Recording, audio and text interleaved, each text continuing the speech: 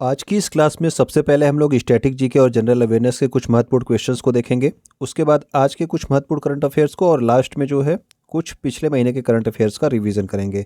तो आइए सबसे पहले देखते हैं स्टैटिक जीके और जनरल अवेयरनेस के कुछ क्वेश्चंस को। भारत का बिस्मार्क किसे कहा जाता है? तो ये कहा जाता है सरदार वल्लभ भाई पटेल को। इन्हें कहा जाता है भारत का बिस्मार्क, इनका उपनाम है, आप याद रखेंगे। भारत के प्रथम उप प्रधानमंत्री और गृह मंत्री कौन थे? तो भारत के प्रथम उप प्रधानमंत्री और गृह मंत्री ये दोनों पद जो है सरदार वल्लभ भाई पटेल के पास थे। ओके। कांग्रेस की किस अधिवेशन की अध्यक्षता सरदार वल्लभ भाई पटेल ने की थी? तो कांग्रेस के जो है 1931 में जो अधिवेशन हुआ था, कराची अधिवेशन, इसकी अध्यक्षता किसके द्वारा की गई थी? तो इसकी अध्यक्षता की गई थी सरदार वल्लभ भाई पटेल के द्वारा। ठीक है। सरदार वल्लभ भाई पटेल को भारत रत्न से कब सम्मानित किया गया? तो सरदार वल्लभ भाई पटेल ने को जो है 1991 में भारत रत्न से सम्मानित किया गया था। इनकी जो है आपको पता है कि केवड़िया गुजरात में एक प्रतिमा है सरदार वल्लभ भाई पटेल की, जिसको स्टैचू ऑफ यूनिटी का नाम दिया जाता है। और इसका जो है अनावरण कब किया गया था, यानी कि इसका उद्घाटन कब किया गया? तो इसका उद्घाटन किया गया था 31 अक्टूबर 2018 को। ठीक है। तो 2018 में जो है इसका उद्घाटन किया गया था सरदार वल्लभ भाई पटेल की statue of unity. Okay. Sardar Vallabh भाई पटेल का जन्म अगर आपसे पूछ लिया जाए कब हुआ था, तो ये हुआ था 31 अक्टूबर 1875 को। ठीक है ना। अगर मैं आपसे पूछ लूं कि किस सन में महात्मा गांधी का जन्म हुआ था, तो वो आप लोग कमेंट करके बताना कि किस सन में महात्मा गांधी का जन्म हुआ था। सरदार वल्लभ भाई पटेल अंतर्राष्ट्रीय हवाई अड्डा कहाँ पर स्थित है? तो सरदार भाई नहीं, यहाँ पे वल्लभ भाई पटेल होगा। तो ये अंतर्राष्ट्रीय हवाई अड्डा है आपके गुजरात के अहमदाबाद शहर में। ओके। अगला क्वेश्चन हमारा, भारत का स्कॉटलैंड किसे कहा जाता है? और ये अभी हाल ही के आपके पेट के एग्जाम में पूछा गया था। तो भारत का स्कॉटलैंड कहा जाता है कुर्ग, कर्नाटक को। ठीक है। कर्नाटक राज्य में स्थित है कुर्ग, इसे जो है भारत का स्कॉटलैंड कहा जाता है। अगर आपसे पूछा जाए कि पूर्व का स्कॉटलैंड किसे कहा जाता है, तो जो पूर्व का स्कॉटलैंड है ये मेघालय राज्य को कहा जाता है। भारत का स्विट्जरलैंड अगर आपसे पूछ लिया जाए तो स्विट्जरलैंड कहा जाता है, भारत का स्विट्जरलैंड कहा जाता है कश्मीर राज्य को। और भारत का मिनी स्विट्जरलैंड किसे कहा जाता है? तो ये है आपका खज्जियार, जो कि किस स्टेट में है? तो ये आपके हिमाचल प्रदेश स्टेट में स्थित है खज्जियार, इसे भारत का मिनी स्विट्जरलैंड कहा जाता है। ठीक है। नेक्स्ट हमारा क्वेश्चन है, बिना मिट्टी के जल में पौधों को उगाना क्या कहा जाता है? यानी कि मिट्टी का उपयोग किए बिना केवल जल में जो पौधों को उगाया जाता है उसको कहते हैं हम लोग हाइड्रोपोनिक्स। ठीक। फूलों का उत्पादन क्या कहा जाता है? तो फूलों का उत्पादन आपका फ्लोरिकल्चर होता है, जबकि फलों का उत्पादन अगर आपसे पूछा जाए तो फलों का उत्पादन होता है आपका पामोकल्चर। ठीक है। तो फलों का उत्पादन पामोकल्चर और आपका फूलों का उत्पादन फ्लोरिकल्चर। जायकवाड़ी परियोजना के बारे में पूछा जाए कि ये किस नदी पर स्थित है? तो जायकवाड़ी परियोजना गोदावरी नदी पर स्थित है। और किस राज्य में? तो महाराष्ट्र राज्य में स्थित है आपका जायकवाड़ी परियोजना। भद्रा परियोजना जो है, तो भद्रा परियोजना तो भद्रा नदी पर ही स्थित है। और किस राज्य में? तो कर्नाटक राज्य में स्थित है। भारतीय रेलवे बोर्ड की अगर बात की जाए कि इसकी स्थापना कब हुई थी, तो मार्च 1905 में जो है भारतीय रेलवे बोर्ड की स्थापना हुई थी। ओके। भारत में सर्वप्रथम मेट्रो रेल कब प्रारंभ हुआ? तो मेट्रो रेल की बात हो रही है, तो मेट्रो रेल स्टार्ट हुआ था आपका कोलकाता में। ठीक है ना। तो कोलकाता में सबसे पहले ये स्टार्ट हुआ था मेट्रो रेल। बाबा साहब अम्बेडकर अंतर्राष्ट्रीय हवाई अड्डा कहाँ पे स्थित है? तो बाबा साहब अम्बेडकर के नाम पे जो अंतर्राष्ट्रीय हवाई अड्डा है ये स्थित है आपके नागपुर महाराष्ट्र में। जबकि अभी आपने देखा सरदार वल्लभ भाई पटेल अंतर्राष्ट्रीय हवाई अड्डा कहाँ पे था? तो वो था आपके अहमदाबाद में। राष्ट्रीय जल मार्ग 1 जो आपका नेशनल वाटरवे 1 है, जो कि आपके प्रयागराज से हल्दिया पर है, इसकी स्थापना किस वर्ष की गई थी? तो ये हुई थी स्थापना 1986 में। ठीक है ना। और इसकी कुल लंबाई कितनी है? तो इसकी कुल लंबाई है 1620 किलोमीटर। नेक्स्ट हमारा जो आपका राष्ट्रीय जल मार्ग 2 था, नेशनल वाटरवे 2, जो कि सादिया से ढुबरी के बीच में है, इसकी स्थापना कब हुई थी? तो इसकी स्थापना हुई थी इसके 2 वर्ष बाद 1988 में। और इसकी लंबाई कितनी है राष्ट्रीय जलमार्ग 2 की? तो इसकी लंबाई है 891 किलोमीटर। अब इसमें अगर मैं आपसे क्वेश्चन पूछूं कि आपका जो राष्ट्रीय जलमार्ग 1 है ये किस नदी पर स्थित है? ओके। और राष्ट्रीय जलमार्ग 2 जो है ये किस नदी पर स्थित है? तो ये दोनों आप लोग कमेंट करके बताना। ओके। भारत सरकार ने किस वर्ष तक टीबी उन्मूलन का लक्ष्य रखा है? तो टीबी उन्मूलन का लक्ष्य रखा गया है आपका 2025 तक। और बीसीजी का टीका जो है किसके लिए लगता है? तो टीबी के लिए ही आपका बीसीजी का टीका लगता है। और इसे ही जो है आपका टीबी को ही आपके क्षय रोग भी कहा जाता है, ये भी आप याद रखना। और किसकी वजह से होता है, तो बैक्टीरिया, ठीक है ना। तो बैक्टीरिया की वजह से ये जो है आपका रोग होता है, ये भी आप याद रखेंगे। ये हमारे क्या थे, स्टैटिक जीके के क्वेश्चंस थे। ओके, वेलकम टू एग्जाम सहपाठी। आप लोग देख रहे हैं हमारी क्लास को, और इसमें जो है अभी आपने देखा स्टैटिक जीके के महत्वपूर्ण क्वेश्चंस को। अब हम लोग करेंगे आपके डेली करंट अफेयर्स को, ठीक है ना, जो आपके 1 नवंबर 2022 के डेली करंट अफेयर्स होंगे। इसके बाद जो है हम लोग करेंगे करंट इवेंट्स के कुछ रिवीजन को, यानी कि कुछ पिछले महीने के क्वेश्चंस का रिवीजन भी करेंगे। अगर आप यहाँ पे पहली बार आए हैं तो यूट्यूब पे हमें सब्सक्राइब कर सकते हैं। इसके अलावा आप टेलीग्राम पे, इंस्टाग्राम और फेसबुक पर भी आप हमें फॉलो कर सकते हैं। ओके, तो आइए अब देखते हैं 1 नवंबर 2022 के अपने महत्वपूर्ण करंट अफेयर्स को। ठीक है, हमारा डेली करंट अफेयर्स। पहला हमारा क्वेश्चन है, केंद्रीय शिक्षा मंत्री धर्मेंद्र प्रधान ने भारत के दूसरे राष्ट्रीय आदर्श वेद विद्यालय का जो है उद्घाटन कहाँ पर किया। तो ये आपका दूसरा राष्ट्रीय आदर्श वेद विद्यालय है, ठीक है ना। तो वैदिक विद्यालयों की स्थापना सरकार कर रही है। तो पहला जो है आपका स्थापित किया गया था, जो पहला आपका राष्ट्रीय आदर्श वैदिक विद्यालय था, ये कुछ दिनों पहले उज्जैन मध्य प्रदेश में स्थापित किया गया था। अब जो है आपका दूसरा आदर्श वैदिक विद्यालय कहाँ पे स्थापित किया गया, तो ये किया गया आपके पुरी उड़ीसा में, ठीक है ना। तो ये दोनों क्वेश्चन आप याद रखेंगे। दोनों जो है अभी हाल ही के क्वेश्चन है। पहला राष्ट्रीय आदर्श वैदिक विद्यालय उज्जैन मध्य प्रदेश, और दूसरा राष्ट्रीय आदर्श वेद विद्यालय या फिर वैदिक विद्यालय, इसको दोनों को एक सेम मतलब है। तो ये आपका दूसरा जो है आपके पुरी उड़ीसा में। नेक्स्ट क्वेश्चन है हमारा, भारतीय नौसेना ने मोजाम्बिक और तंजानिया के साथ, तो भारत, मोजाम्बिक और तंजानिया ने अभी हाल ही में पहली बार जो है एक त्रिपक्षीय अभ्यास, यानी कि इन तीनों देशों ने पहली बार एक अपना अभ्यास किया है, ठीक है ना।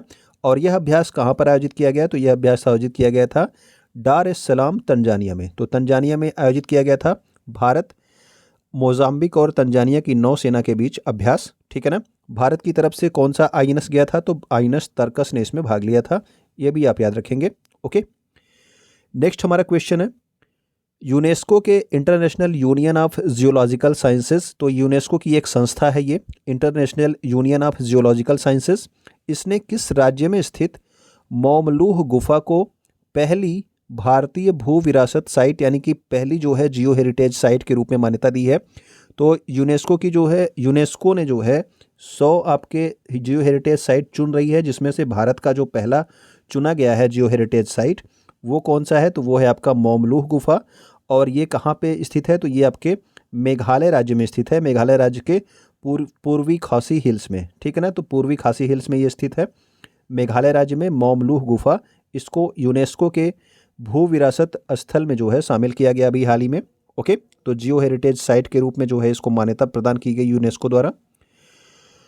अगला हमारा है, ब्राज़ील देश के नए राष्ट्रपति कौन चुने गए हैं, तो इनका नाम आप शार्ट में याद रखेंगे, तो ये आप याद रख सकते हैं लूला डी सिल्वा, ठीक है। इसके अलावा इनका पूरा नाम है लुइस इनासियो लूला डी सिल्वा, ठीक है ना। तो अभी जायर बोल्सोनारो जो है ब्राज़ील के राष्ट्रपति थे, उनको हरा करके लूला डी सिल्वा जो है नए राष्ट्रपति चुने गए हैं। अगला हमारा है, केंद्रीय शिक्षा मंत्री धर्मेंद्र प्रधान ने फीफा और अखिल भारतीय फुटबॉल महासंघ के साथ किस पहल के लिए समझौते पर हस्ताक्षर किए हैं। तो शिक्षा मंत्रालय के द्वारा फीफा के साथ और अखिल भारतीय फुटबॉल महासंघ यानी कि AIFF के साथ जो है एक समझौते पर हस्ताक्षर किए गए। और ये कौन सी पहल है, तो ये पहल का नाम है फुटबॉल फॉर स्कूल, ठीक है ना। तो स्कूलों में फुटबॉल को बढ़ावा देने के लिए, ठीक है, बच्चों में फुटबॉल का क्रेज बढ़ाने के लिए फुटबॉल फॉर स्कूल जो है ये पहल के लिए फीफा और AIFF के साथ शिक्षा मंत्रालय ने क्या किया है, समझौते पर हस्ताक्षर किए हैं, ठीक है। तो अगर आपको ये वीडियोस अच्छी लग रही हो, अभी तक आप यहाँ पे देख रहे हो, तो वीडियो को आप लाइक ज़रूर कर दिया कीजिए, ठीक है ना। और वीडियो पर हम कोई भी आप प्यारा सा कमेंट या फिर कुछ भी सुझाव जो आपका हो, आप लोग वो ज़रूर दे दिया कीजिए। ओके, और अगर आप पहली बार यहाँ पे आए हैं, नए हैं, तो आप चैनल को सब्सक्राइब भी कर सकते हैं। फ्रेंच ओपन सुपर 750 बैडमिंटन प्रतियोगिता, तो ये आपका, ये फ्रेंच ओपन का जो आपका होता है वो टेनिस प्रतियोगिता होती है। ये आपका क्या है, फ्रेंच ओपन सुपर 750, और ये क्या है, एक बैडमिंटन प्रतियोगिता है। इसमें अभी पुरुष युगल का खिताब जो है ये किसने जीत लिया, तो पुरुष युगल का खिताब भारत की टीम सात्विक साईराज रंकीरेड्डी और चिराग शेट्टी के द्वारा जीत लिया गया। तो इन दोनों ने जो है अभी जो है पुरुष युगल का खिताब जीत लिया, ठीक है। फ्रेंच ओपन सुपर 750 बैडमिंटन प्रतियोगिता है ये, ठीक। तो इसमें जो है किसने जीता, तो भारत का सात्विक साईराज रंकीरेड्डी और चिराग शेट्टी ने जीत लिया। जबकि एकल की विजेता कौन रहे, तो पुरुष एकल के विजेता रहे विक्टर एक्सेल्सन। ठीक है, इनका नाम आप लोग सुने होंगे पहले भी।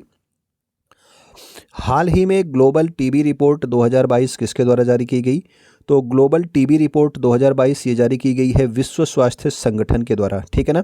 और इसमें ये कहा गया है कि भारत में 1 लाख की जनसंख्या पर लगभग 210 टीबी के मरीज हैं। ठीक है।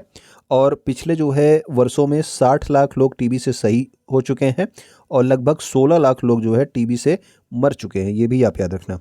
ओके, तो ये जो है ग्लोबल टीबी रिपोर्ट जारी की गई विश्व स्वास्थ्य संगठन द्वारा। भारत से संबंधित आप याद रखना, भारत में 1 लाख जनसंख्या पर 210 टीबी के मरीज हैं।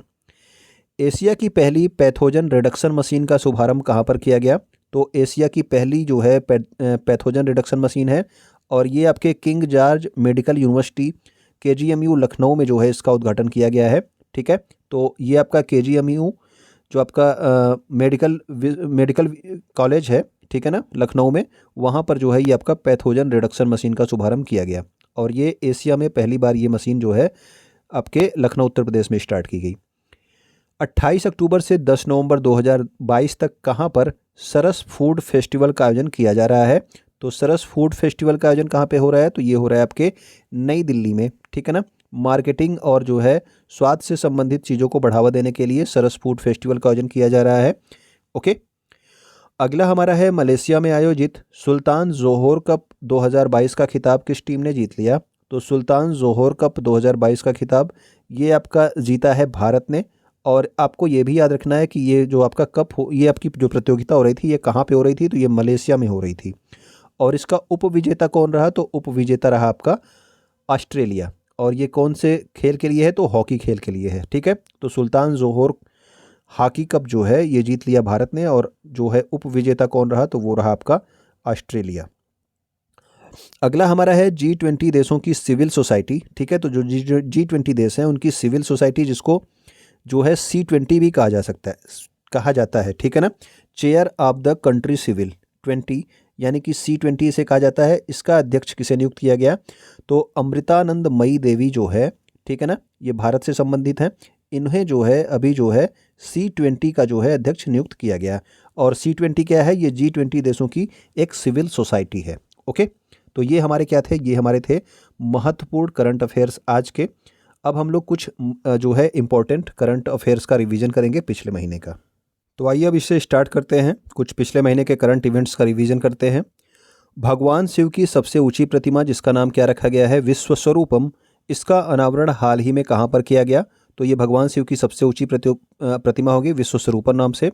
और इसका उद्घाटन नाथ द्वारा राजसमंद जिला राजस्थान में किया गया। तो नाथ द्वारा वो स्थान है जहाँ पे ये मूर्ति स्थापित है और किस जिले में, तो राजसमंद जिले में। और किस राज्य में, तो राजस्थान राज्य में। ओके, निक्षय पोर्टल का संबंध किस रोग से है, तो निक्षय पोर्टल का संबंध जो है ये आपके टीबी की जांच से संबंधित है आपका निक्षय पोर्टल। और अभी हाल ही में ये द्रौपदी मुर्मू जो आपकी भारत की वर्तमान में राष्ट्रपति हैं उनके द्वारा निक्षय पोर्टल की शुरुआत की गई थी। ओके, अगला हमारा है वर्ष 2022 के लिए संयुक्त राष्ट्र सुरक्षा परिषद की आतंकवाद निरोधी समिति का अध्यक्ष कौन है, तो 2022 के लिए जो है संयुक्त राष्ट्र सुरक्षा परिषद यानी कि UNSC की आतंकवाद निरोधी समिति का अध्यक्ष है भारत। और अभी जो है 2 दिन जो है इसकी आतंकवाद निरोधी समिति की बैठक हुई कहाँ पे, नई दिल्ली और मुंबई में। ठीक है ना, इन 2 शहरों में, नई दिल्ली और मुंबई में इसकी बैठक भी हुई है। और भारत ने इसमें क्या कहा है कि भारत ने कहा है कि हम $5 लाख जो है दान करेंगे, किसके लिए, आतंकवाद से लड़ने के लिए। संयुक्त राष्ट्र में भारत के स्थायी प्रतिनिधि वर्तमान में कौन है, तो ये हैं आपकी रुचिरा कंबोज। ओके, वर्ष 2022 में इंटरपोल की 90वीं महासभा की बैठक की अध्यक्षता किस देश के द्वारा की गई, तो 90वीं महासभा की बैठक अभी कहाँ पे हो रही थी, तो ये आपके नई दिल्ली में हो रही थी। तो इसकी अध्यक्षता कौन कर रहा था, तो इसकी अध्यक्षता कर रहा था भारत। अगर मैं आपसे पूछ लूँ कि 91वीं जो आपकी होनी है, ये कुछ 1-2 दिन पहले आपको बताया गया था, तो ये होना है आपके ऑस्ट्रिया में। ओके, तो ये भी आप याद रखना। वर्ष 2023 में संघाई सहयोग संगठन की अध्यक्षता किसे प्रदान की गई है, तो वर्ष 2023 में संघाई सहयोग संगठन की अध्यक्षता दी गई है आपके भारत देश को। इसके पहले वाला जो है कहाँ पे हुआ था, तो समरकंद उज्बेकिस्तान में हुआ था, जो अभी 2022 में संपन्न हुआ है हाल ही में। भारत की पहली पैरा बैडमिंटन अकादमी कहाँ पर स्थापित की गई है? तो पैरा बैडमिंटन अकादमी आपका लखनऊ उत्तर प्रदेश में स्थापित किया गया है। तो ये भारत की पहली पैरा बैडमिंटन अकादमी है। अगर मैं आपसे पूछूं कि ब्रह्मोस विनिर्माण केंद्र जो है ये कहाँ पे स्थापित किया गया है? ब्रह्मोस विनिर्माण केंद्र, तो आप लोग कमेंट करके बताना कि ब्रह्मोस विनिर्माण केंद्र कहाँ पे स्थापित किया गया। भारत का पहला अमृत सरोवर किस राज्य में निर्मित किया गया? ये यूपी ट्रिपल एससी के एग्जाम में अभी हाल ही में पूछा गया था।